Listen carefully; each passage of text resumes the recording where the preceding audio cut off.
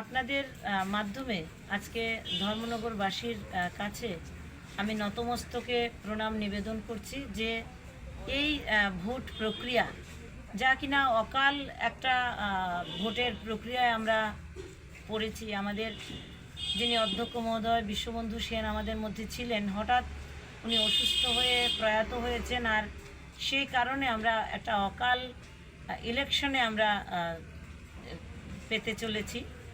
তো আমাদের এই ডোর টু ডোর প্রোগ্রাম সারা 56 ব্যাপী চলছে এবং এই যে গণদেবতার কাছে আমরা যেখানে পৌঁছেছি দেখেছি যে ভারতীয় জনতা পার্টির প্রতি একনিষ্ঠ সমর্থন, একেবারে সবাই ভারতীয় জনতা পার্টির প্রার্থী শ্রী জহর চক্রবর্তী মহোদয়ের সঙ্গেই আছেন এবং ভারতীয় জনতা পার্টি এমন একজন প্রার্থীকে এবার টিকিট দিয়েছেন যা কিনা ধর্মনগরের সমস্ত জনগণের কাছে উনি সমাদৃত।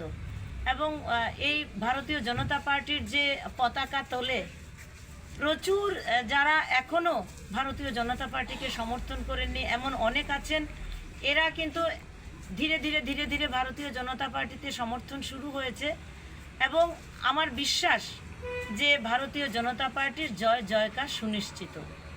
এবং এই যে বিধানসভা নির্বাচন হবে, যে উপনির্বাচন আমাদের আগামী 9ই এপ্রিল, এই 9ই এপ্রিলের নির্বাচনে আমার যতটুকু ধারণা এবং আমাদের কাজের মাধ্যমে আমরা যা দেখতে পাচ্ছি যে আমাদের যারা প্রতিদ্বন্দ্বী অর্থাৎ সিপিএম এবং কংগ্রেস তাদের জামানত বাজেয়াপ্ত হতে চলেছে।